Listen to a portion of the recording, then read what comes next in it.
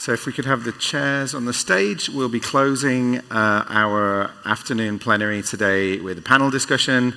Adriano already mentioned user acceptance in his presentation, and I hear this talked about throughout our conferences for the last years. There's no point in designing and building ADAS systems if the driver turns them off. So that's going to be the topic of our panel this afternoon. While the stage is just being set up, I'd just like to remind you, after the conference today, you will all receive a survey. We read the answers from every single one of you. It's really important to us to hear the feedback, so we'd encourage you to add as much detail as you can into the survey. Tell us what you liked, tell us what you didn't like, tell us what you'd like to see more of here. And once you've completed the survey, you'll receive a link which will give you access to the presentations, the slides, and you'll be able to see everything else. The videos, recordings of all of our proceedings for all the sessions that you missed will be available on AutoSens Plus on our website within the next few days. So I think we're ready. I would love to welcome our panel to the stage, and Tiana May of FutureTransport-News will be your chair. Thank you very much. Hiya, thank you very much for staying and joining us for the final panel of this event on user acceptance, the make or break factor for ADAS and AD. As Rob said, my name's Tiana. I'm here as a journalist from FutureTransport-News, and I'm just going to let each of our panelists very, very briefly introduce themselves and their role, and then we'll get stuck right into the content. So, Henrik. Hi, Henrik Morby from Tobii. I'm a Director of Product Management, managing things like ecosystems and partnerships, regulatory affairs, and things like that. All right, so good afternoon, everybody. My name is Paul. I'm in product quality, and I work here at SEAT. What I essentially do is capture customer feedback and make sure that we can fulfill their expectations. Hi, everyone. I am Carmen Frigerio, and I work for PAVE Europe. We are a membership association, and we focus on public acceptance of autonomous vehicle. Hi, everyone. My name is Nobi Matthew, and I'm in JOYNEXT, responsible for product and strategy. We are at Tier 1, providing in-cabin ADAS and cockpit solutions to different OEMs. Perfect. So we're here to talk about the fact that the success of ADAS and AD depends on users accepting their rollout. So I'd like to ask each of you what you see as the current barriers to user acceptance today at the moment. Anyone can kick off. Maybe I can start. So I think from our perspective, it's the false positives that is prohibiting a good user acceptance. I think not only can they be very annoying and distract the drivers, they can also be outright dangerous when they're happening. I think from a very personal perspective, I've experienced automatic emergency braking happening when it shouldn't be happening, and then you could risk yourself at getting rear-ended. And I think also when it comes to, we are of course a interior sensing company, so focused on the interior sensing of things, and when it comes to false distraction alerts, that can actually be more distracting than so it defeats its own purpose sort of when you have that type of situation. So I think the false positives need to get down. Yeah, I completely agree on that. When you imagine that your car suddenly brakes, it's supposed to be a system that it's meant to feel more safe, and it can actually achieve the opposite. So this is one of the main reasons. Also, I would like to add that things are getting so complex that users just cannot keep up. So beeps, if you don't understand what's happening, might seem random, and this again generates distrust. So I think therefore transparency for the user is also key. We need to communicate what is happening, and we need to sell the benefits. It's the only way. And well, since you highlighted what creates mistrust in ADAS, I would like to focus maybe on AD, because that's what PAVE Europe really focuses on. So the difference between ADAS and AD is that in ADAS, of course, you have maybe if the user doesn't understand a beep or an alert, then the user doesn't trust the technology, and then it's also a pity because he can simply decide to switch it off, and then all this technology goes to waste, so to say. While when we talk about autonomous driving itself, we are talking about the passenger. So what makes the passenger trust the autonomous vehicle is feeling safe, like you do when you step on a plane, for example. So what we do at PAVE Europe is really focus on trust, and our big focus is to try and let as many people as possible actually try out this technology in order to fight against the misconception of the technology. Exactly. The user needs to trust the system to increase the acceptance. Yeah? So one of the major factors to increase this trust is actually to bring what are the limitations of the system and bring a kind of transparency, what is happening and why it is happening. Important question is why it is happening. So that, and this gives a very good opportunity now, for example, to bring this transparency by integrating the in-cabin monitoring, the cockpit system, the ADAS systems, in a way that the user experience is really explainable to the user. What is exactly what is currently happening and what is going to happen. And this, on a gradual basis, will increase the competence or the trust of the people in the system. And this is something which we, for example, from our side, we are supplying the devices like in-cabin monitoring or ADAS or cockpit systems. And this is one of the major focus area we are trying to do, how we can bring all of this into the design from an OEM perspective, into the integration into the user experience. So when thinking about how and where we draw this line with what's helpful intervention, what's harassing, what does and doesn't build trust, can you give me any positive examples that you think do this well, or anything that is working towards really finding that line and successfully doing so? I think I have one great example, and that would be VW's emergency assist, or emergency stop. The key to this system is escalation, right? So the system can detect if the user has fallen asleep or is incapacitated in any way, and the first thing it does is subtle warnings, right? So visual or acoustic. If the user does not respond to that, then it moves to breaking jolts, right, to try to wake the user up. And if the user does not re-engage, it's only then when it proceeds to take control and move to the side and activate emergency lights and call emergency services. So for me, this is a great example of step-by-step escalation, and this is technically robust, but it also gives plenty of opportunity to the user to re-engage before the system takes control. I think this is key, perception of control. Anything anyone else would like to add? I think there is. I agree with Paul. I think there are many good examples of where it's being done well, and we can just go back to something as basic as full beam assist. I mean, most cars, most brands have figured that out, and it's a brilliant feature. It's very convenient for the driver, and it's probably increasing the safety as well for you yourself in the car, but also other cars on the road. So I think that is a brilliant example where we have figured it out.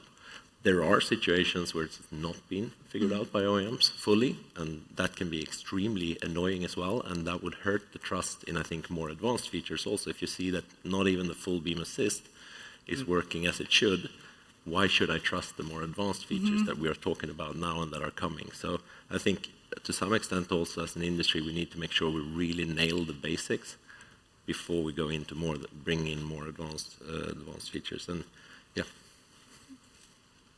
Just to add that, yeah, so for example, we are currently seeing a lot of activities around the L2++ systems and integrating or motivating the users to try it out, especially in new emerging markets, so that the people start using the system with the expectation that they will be able to, at some point, opt for the premium features, opt for the level 3, opt for the level 4, so that gradually the user experience is increasing, and also the OEMs can start making revenue out of it. Yeah. And because you're talking about user experience, I would like to bring an example from Waymo. Usually they really put the users at the center, so they have an option of giving a review of their ride. And a few weeks ago, I read a review from an actual user who said that he felt really safe on the car, but if there was a cheaper option with Uber, he would go for that. And I think that's really a great example, because it shows that for the user, there is no more a problem in what concerns safety, but for them, what is the main concern is how much is the budget, so how much the ride would cost. And I think that's great because it really shows that the user would choose whatever, but what's convenient for them, it's what they would go for, regardless of whether there is a driver or not. Perfect. So when it comes to regulation, regulation often mandates certain features, but not necessarily the usability of them. Do you feel that regulators should do more to require user-friendly implementation? Is that something that would be helpful or unhelpful in your perspective? I think from my perspective, this is something that the industry should be driving. It shouldn't be the regulator deciding how we should do the usability. Ultimately, I think also for everyone in the industry, it is a differentiating factors if you really nail the usability in these functions. So I think it's in our own interest to make sure that we do it really well, and I don't think the regulator should spend too much time on that. No. From an OEM perspective, we really value regulations in terms of safety and homologation. We also value some flexibility on how these alerts are delivered. Right? So let me give you an example. Cadillac decided to introduce vibrations in the seat, right, as a warning system. So this might work for Cadillac customers, but might not work for other brand customers, right? So if regulations define every aspect of UX and UI, it might limit our ability to tailor the right experience for our customers. And this might even decrease user acceptance a bit further. So for me, regulations, yes, we appreciate it. They set a common ground, and they shouldn't define the what, but we also appreciate some flexibility on the how. Yeah, and I mean, at PAVE Europe, we hear all the time that sometimes regulations are a little bit too strict, but of course they're very important. And for instance, in ADAS, it's important that the driver is not distracted. But again, I would like to make a little bit of differentiation between ADAS and AD. And in AD, as I said before, we should start thinking at the user as not a driver, but as a passenger. So for example, when you are sitting in a car or in a bus that has no driver, you could feel more vulnerable, or it's important that the passenger is really supported and followed while he's in cabin. So for instance, regulators could step in and ensure that the sensors that are in the cabin in order to ensure safety also follow the GDPR rules that are really important here in Europe, so that the passenger can feel safe and protected, but at the same time he can have the certainty that the data from the camera are not misused. So I think that's a very important aspect when we talk about autonomous vehicles. From my perspective, I think the regulations can bring a kind of a transparency. So increasing this kind of trust in the end user. What is happening, why it is happening, and what's the difference between, for example, a car having 7 cameras and car having 14 cameras. Yeah? So where it is actually, this is coming. But at the end, coming to how it is being projected as part of the user experience is more towards the OEM, and that will become the differentiating factor of a person choosing a car. Yeah? So, because at the end, he's choosing the experience and what he's willing to pay for it. So to achieve this sense of usability, especially if it is something driven by the industry, how do we feel that human factors research should be better integrated into design, say from the start, rather than as a bolt-on? Do you feel this is something the industry is doing successfully? I can speak for SEAT, and this is something we really do. We take human factors and real users at the very early stages of development. And also when validating our products, we have a technical validation, but we also have customer validation. So this is something that we are already doing. I believe the next step might be to work further on a feedback loop between OEMs and maybe regulators and other players in the industry, because we get real customer feedback. So again, perception of control is key, and this perception might be different for each type of ADAS. So we get the feedback on what is really working and accepted by the user, for instance, drowsiness assist, and what it's not really working, let's say a speed alert is actually perceived as quite annoying. So we can fine-tune these requirements to make sure that we get right what customers are accepting, and maybe we change and fine-tune what it's not working.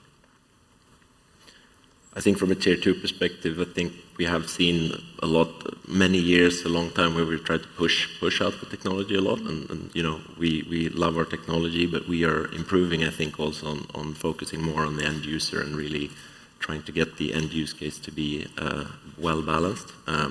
We have to admit also that in any sort of technology adoption, there has to be iterations, and we have to learn from our failures and come back. So I think the industry is gradually moving in the right direction on this, definitely. Yeah, that's good to hear. Yes, I think that's going to become the major factor differentiating the different brands. How the user is getting integrated into the overall user experience. You know? Because when we go from the ADAS to the autonomous systems, mainly the user is willing to pay for the end experience. And a pre-show of this we can see actually in China, where the new OEMs are competing with the established ones, where they are changing the concept of car, they're changing the concept of the experience inside the car as a differentiating factor, where some of the traditional OEMs are losing the market value or the market volume capacity. You know? So, and this in turn becomes the most differentiating factor when people select one or other buying decisions in the future. Yeah, and I think this is really the point when we talk about autonomous driving. I mean, it's important to put the user in the center, also because I believe that when the experience of being driven, it does not mean the same for everybody. So, for instance, at PAVE Europe, for example, we collaborate with Router, and they have some shuttles in the city, and they really, from the start, they really included all different type of population because, of course, if I use a taxi and I am an elderly person, I want a different experience compared to a younger person. So I think including users from the start and not developing a technology and then fine-tuning it can avoid further work in the future.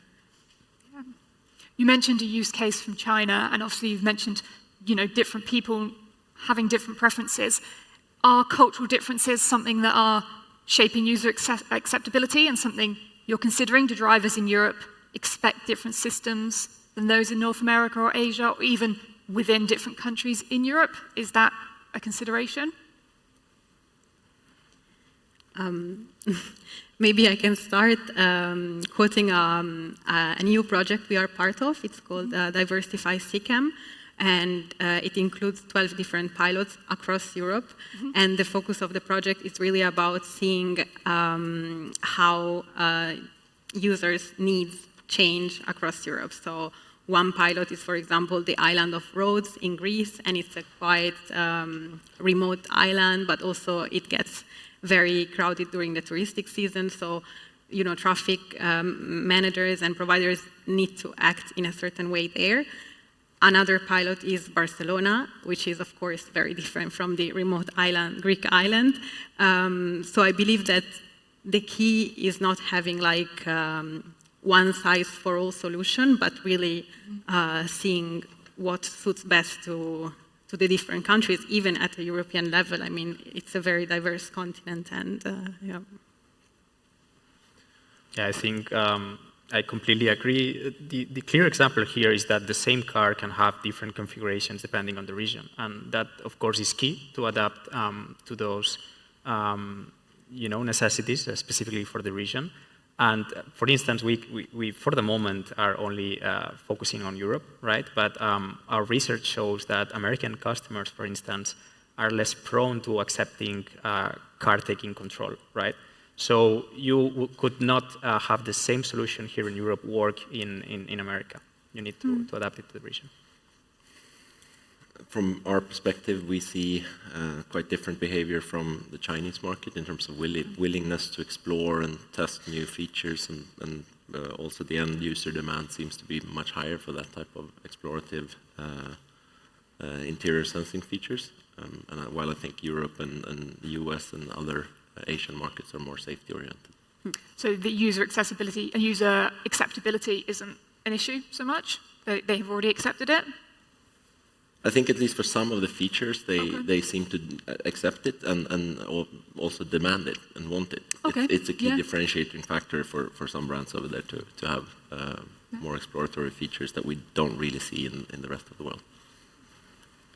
And in addition, just to add another perspective to the above statements, so basically it's not only about different cultures or different regions, it's also even within the same region, the different age groups, how they are expecting their experience inside the car. So with the new advancements in the personalization, AI, or the dynamic content generation, or the cloud, the onboard, offboard operations of the functionalities inside the car, what we are basically seeing is kind of systems which can be deployed across the world, but the car talks the same way or behaves the same way each type of person is actually expecting. And this kind of systems is going to be more intelligent in the next 2 to 3 to 4 years, where it becomes then the talking and converging or providing the information in the way each person is actually expecting. I think that is a very good point. And for the moment, a short-term solution is to allow personalization, right? So if you can adjust sensitivity of the features, this can always help. Yeah, I agree. Perfect. I'm curious how this conversation expands when we specifically talk about level 4 use cases. Do we also need to consider people outside of the vehicle, pedestrians, their acceptance of these features in autonomous driving? Is that something that's being considered? I guess, Carmen, you're best placed to answer this. Yeah, so, I mean, yesterday there was a presentation by a professor from Leeds about this, and it made me think of another project we are part of. It's called Aware for All, and it really focuses on how people outside of the vehicle behave when they see a vehicle without a driver, because we need to think that if I'm on a bike and I see a vehicle, what will I do? Will I wait for the car to stop? Or will I take it over because I trust the vehicle? So I think it's for sure important to not stop at the vehicle itself, but also we need to think further and think, okay, should we alert other road users about this vehicle? How should we do that? Because we can also, some features can also be counterproductive, and we saw it in the project. For instance, if we have like a sort of alert or a light, it can sometimes confuse the other pedestrians or bike users. So I think it's really important to be aware of the surroundings of the vehicle, because in the end, a road is a very complex ecosystem. I think this opens up the question on how to communicate with pedestrians from the vehicle. I saw an example a couple of weeks ago, and in avatar cars, it's not meant for L4, but you already see screens on the outside of the vehicle that you can write words. So maybe this is one of the directions, but I completely agree with you in the fact that if we want acceptance of L4, it not only has to be for the users inside the vehicle, but also acceptance from the other users or other players on the road. I think a little bit on a tangent of this, but what we're seeing, and I'm sure Adriano spoke about it before here, is the merging of the ADAS exterior vision and the interior sensing and connecting these to enhance the safety for also people around you, to make sure that this driver did actually see the cyclist or the child or whatever it is supposed that he should be seeing. And coming back to this on transparency and educating the sort of world about what these systems can do, if you as a pedestrian knows that many cars now will know if I make a mistake, I think that can increase the trust in the traffic in general. Yeah. Perfect. I would love to give the audience a chance to ask some questions as well. I'm aware we're running low on time, so if we could have the lights up on the audience. Neil Huntingdon, the Nolte Group. So I have a question about, it specifically relates to Ian, I don't know if he's still here, but he asked a question earlier about intoxication and impairment due to other intoxication or other substances. It's a general question, but I'm not even going to ask, are we there yet? But how far away does the panel think that we have deployable in-cabin solutions to accurately detect those levels of impairment without a level of false positives that, again, are going to cause users to just go, I'm turning that off.